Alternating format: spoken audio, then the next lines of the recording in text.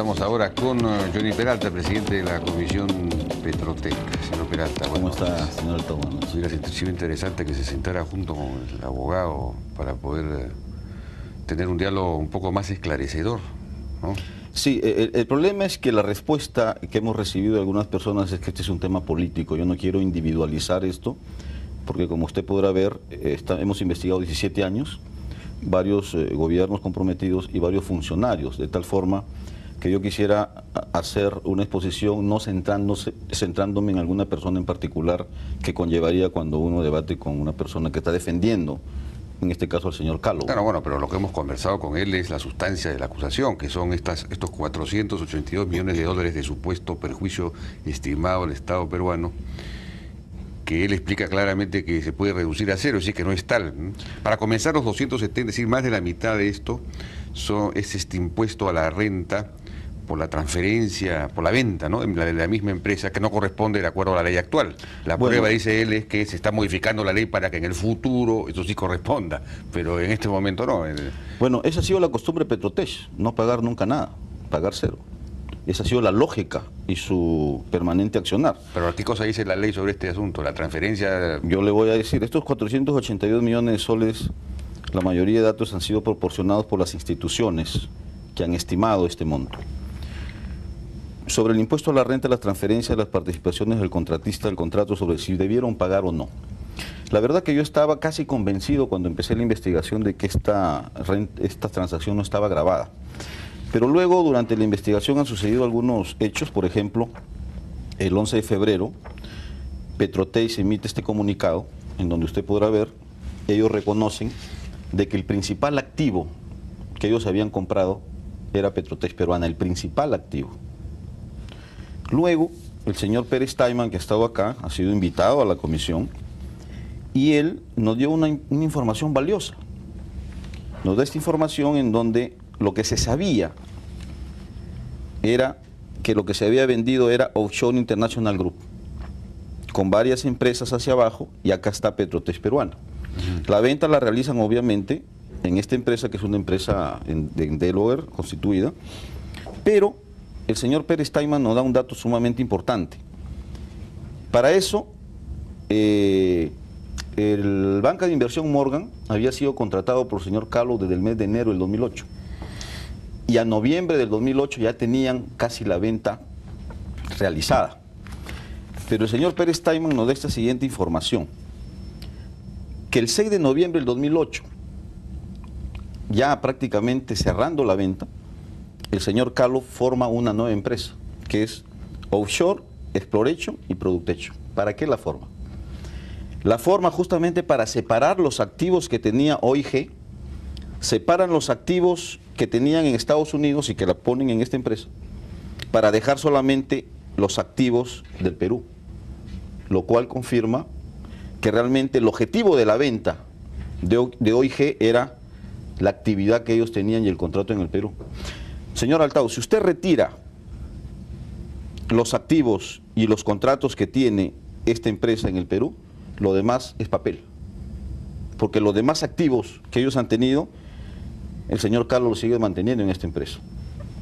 De acuerdo, pero digamos la propietaria de Petrotec Peruana es una empresa que está en el extranjero, y esa empresa en el extranjero vende a otra, no, según la ley peruana no está afecta, pues ahora la ley se puede modificar. Según la interpretación, señor Altao. No, la misma SUNAT ha dicho eso. Perdón, yo lo he leído en su informe, que la SUNAT ha dicho que así es. Perdón, yo le voy a decir, la SUNAT está calificando el hecho. La SUNAT, cuando se ha presentado, no ha dicho ya está cerrado. Está calificando de tal forma que desde el mes de febrero ellos han solicitado información a su similar en Estados Unidos, justamente para demostrar o aclarar si es que efectivamente ha habido una simulación.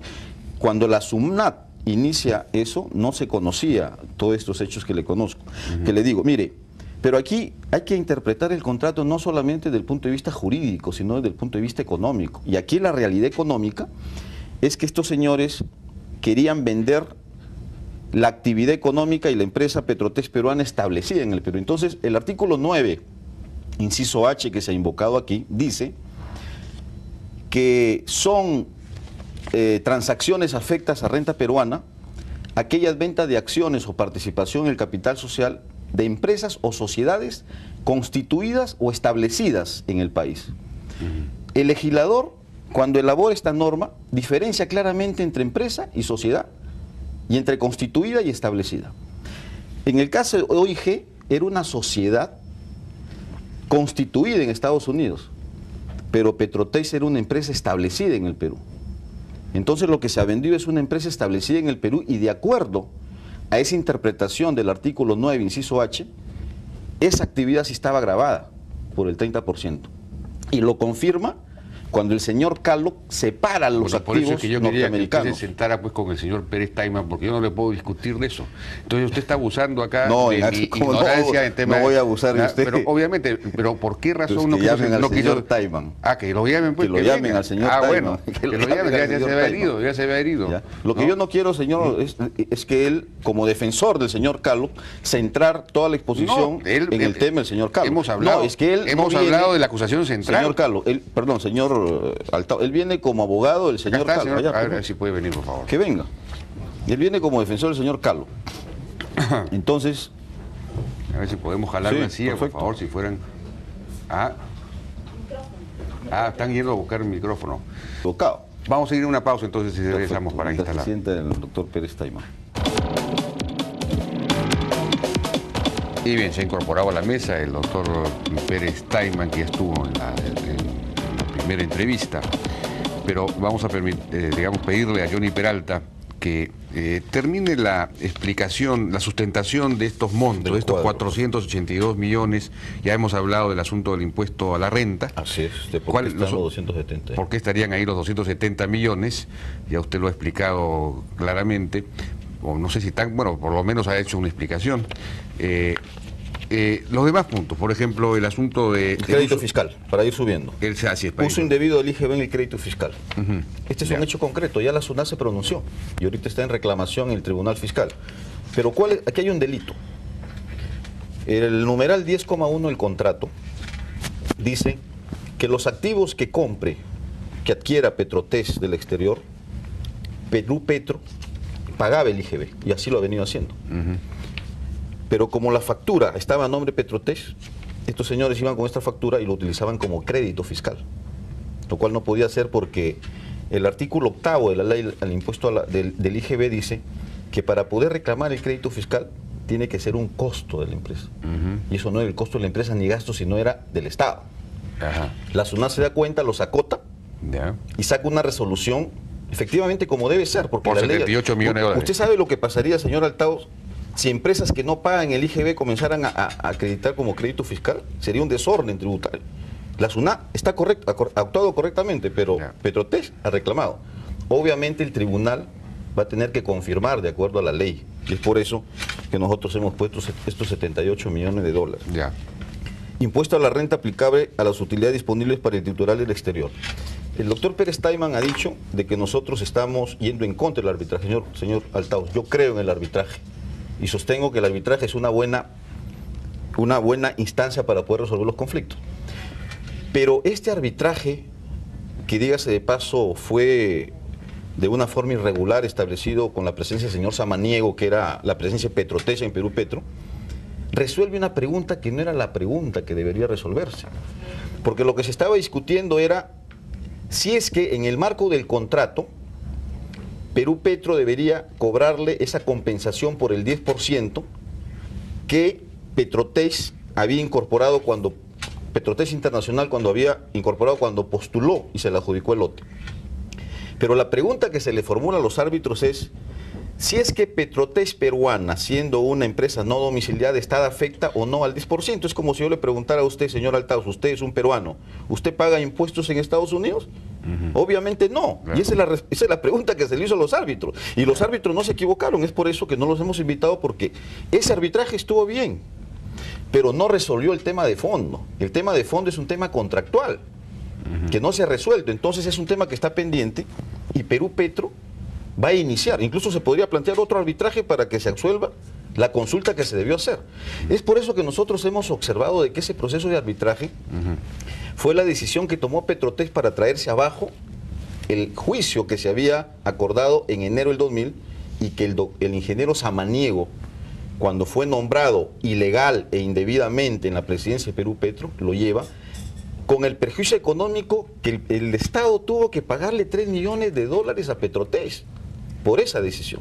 De tal forma que la figura del arbitraje para nosotros está consagrada, lo defendemos, pero ese arbitraje no resolvió el tema de fondo y es por eso de los 66.7 millones. Correcto. El IPE en el año 2008, y el doctor Pérez Taiman ha reconocido que esa es una deuda que están, y este dato nos lo ha dado Perú Petro. Perú Petro nos ha dicho que el cálculo, porque ya tiene la declaración jurada del impuesto a la renta del 2008, es de 6,5 millones de dólares, que lo tienen que pagar y lo van a pagar. Inadecuado mantenimiento de las plataformas. ¿Sabe cuántas plataformas se le dieron a Petrotés, señor? 90. ¿Sabes cuánto hay hoy día? 74. Las otras se hundieron. ¿Por qué? Por falta de mantenimiento y supervisión. Y estas 74 plataformas, Ociner contrató a una empresa, Sermabú, que ha ido utilizando el propio robot que tiene Petrotés en el mar y han determinado que ha habido falta de mantenimiento. Y por lo tanto les está acotando una multa que llega a los 54 millones de dólares. Ese dato lo hemos sacado de la resolución que Ociner ha emitido. Y en el caso para reparar plataformas deterioradas, este informe ha sostenido que si es que no se invierten inmediatamente 7 millones de dólares, más plataformas se pueden ir cayendo y destruyendo, y ese es patrimonio del Estado. De tal forma que lo que hemos hecho es sumar datos que las propias instituciones tienen y que no les estamos diciendo, oye, cobra, sino que ya los están cobrando. Y lo que nosotros hemos hecho es sumar, estimar lo que las instituciones ya le vienen acotando a la empresa. O sea, no hemos inventado, señor Altaos, ningún dato, ninguna cifra, está todo debidamente sustentado con informes de las propias instituciones. Doctor Pérez Taiman, le ruego brevedad porque usted ya intervino en realidad en la primera parte. La teoría en la que basa el congresista... La comisión. Después de lo que ve en la mañana ya no sé si es la comisión o el presidente de la comisión. No ha leído el informe, pues, señor Pérez Taiman. Debería leerlo. Hoy día en la tarde. Por eso es que mejor el doctor Pérez Taiman hubiera leído el informe para poder conversar. Pero recién lo han puesto. ¿Cómo que no? Desde la mañana. No, que el doctor Pérez Taiman son seguro está ocupado. 436 páginas. Pero debería leerlo. La usted, congresista Chacón tampoco lo había leído, fíjese usted qué coincidencia, siendo miembro de la comisión. Pero bueno, vamos al tema de fondo. La interpretación, le agradezco que haya aceptado finalmente compartir cuando la mesa. Quiera, señor cosa a la que usted se negó inicialmente. Usted es abogado del señor Calo y yo no quiero centrar la discusión en el señor Calo. Vamos a los temas que nos estamos perdiendo el tiempo. En el tema del principio de la realidad económica, la comisión se basa en la norma octava del título preliminar del Código Tributario, que dice que para determinar la verdadera naturaleza del hecho imponible, la SUNAT tomará en cuenta los actos, situaciones y relaciones económicas que efectivamente realicen, persigan o establezcan los deudores tributarios. Yo quisiera que el congresista anote la resolución del Tribunal Fiscal 06686-4-2004 del 8 de septiembre del 2004, que estableció con claridad que esta norma, tal como quedó luego de una modificación que se le hizo el año 96, solo es aplicable cuando el negocio jurídico celebrado es simulado. Aquí no hay ninguna simulación. Se vendió a la bisabuela de Petrotec, que además era propietaria de 8 empresas más. Usted y en consecuencia, por favor, deje usted ya habló. Usted saque Petrotec peruano y dígame cuánto valen las demás empresas. Entonces estamos hablando de 8 empresas. Además es un tema que no está absolutamente prohibido.